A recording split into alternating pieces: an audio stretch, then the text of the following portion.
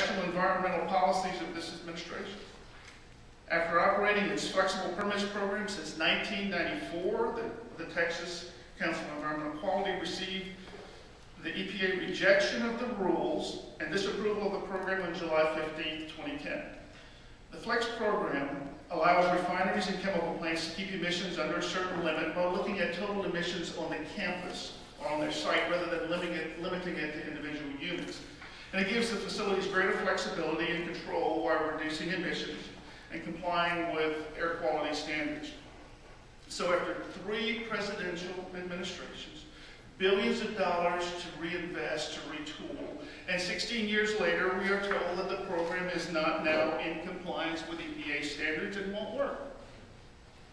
But here's the kicker. The FLEX permits program has worked. According to emissions data from the Governor's Office, Texas Clean Air Program has achieved a 22% reduction in ozone and a 46% reduction in NOx, which outpaces the 8% and 27% reductions that were recorded nationally. After a failed attempt by TCEQ to work with the administration on the effort, your Attorney General filed a suit against EPA just a couple of weeks ago. Texas is not the only state that's affected, and because of some of the inequities that exist within the administration. As the agency is ramping up to enforce greenhouse gas emission standards in January of next year, many states are trying to figure out how the emission standards are going to be applied. One example of this regulation, which I have yet to figure out, is a contradiction within the administration's plan to expand renewable energy use.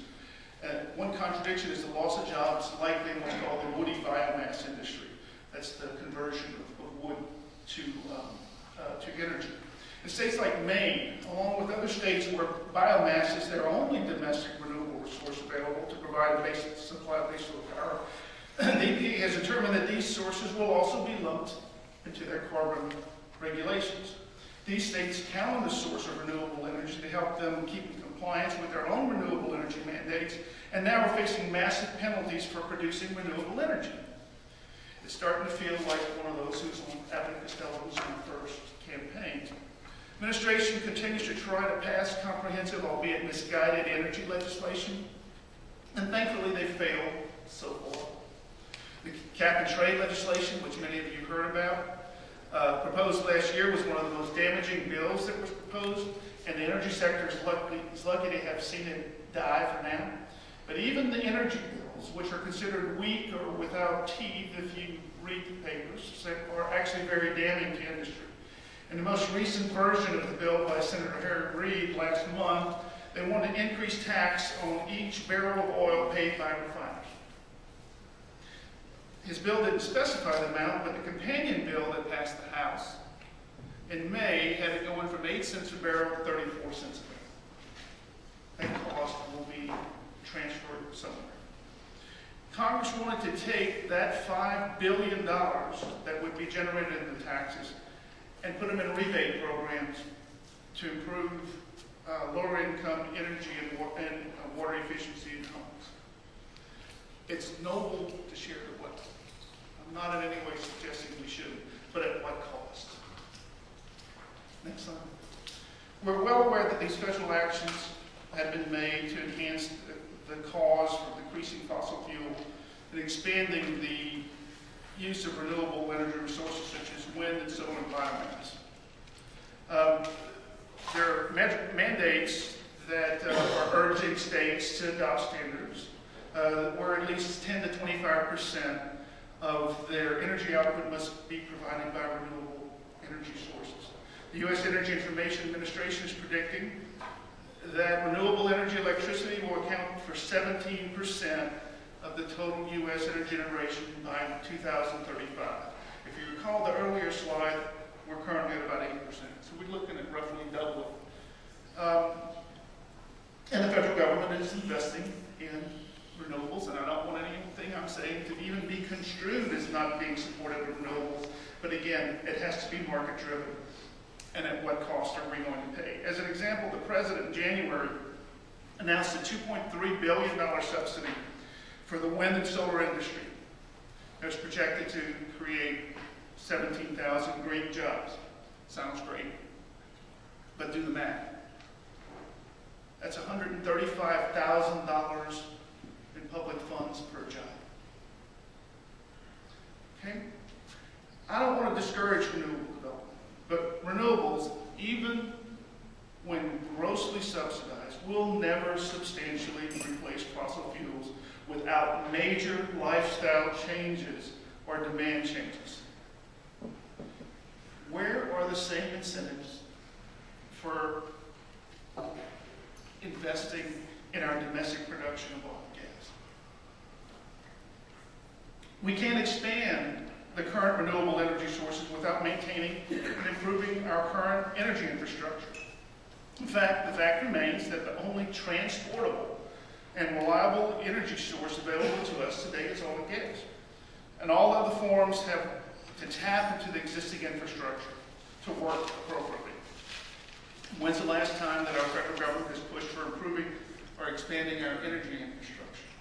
Golden Triangle is at the heart of infrastructure private investment in the country. We're investing billions of dollars in private capital to upgrade our refineries and infrastructure to deliver energy to the country, and yet we are continuously met with roadblock after roadblock with federal permits and regulatory agencies. Next slide. We must also remember that oil is not used just for energy. It's a diverse substance.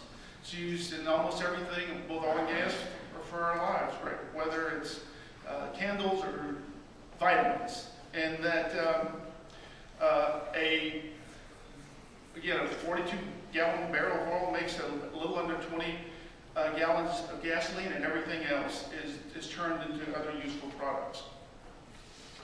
And so, knowing that we use oil for more than just fueling homes and cars and plants, and that it's a part of our existence, it becomes increasingly alarming when we see actions by the government has taken against the industry. I believe so many of us who work in this business are really afraid of that what won't pass Congress will be enforced or put into play through regulatory actions without the vote of Congress. Next, please. We just have to look at the federal moratorium on deepwater drilling as proof of that. Moratorium has to be one of the most flawed, knee-jerk, and troubling policy decisions in recent times. And I have the either good fortune or age to have worked in energy public policy back all the way to the Carter days. So this is a little disturbing.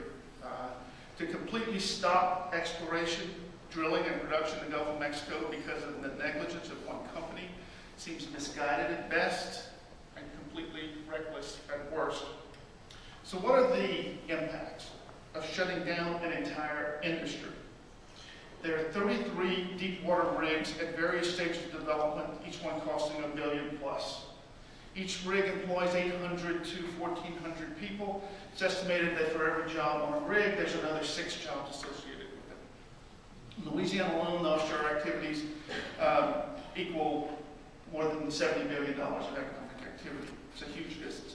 A recent study by LSU estimates that Texas, because of this moratorium, will lose about 2,500 jobs, $153 million in wages, and nearly $23 million in state and local revenues the first 6 months of this moratorium.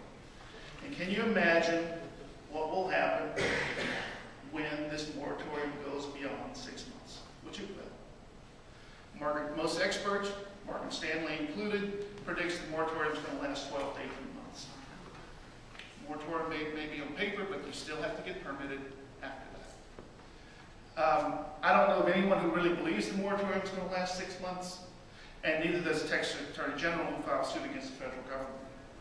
Even these rigs offline will have a major impact on domestic production.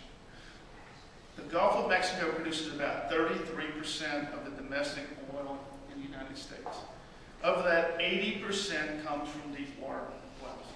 Deep water wells have been considered the future of the domestic oil production.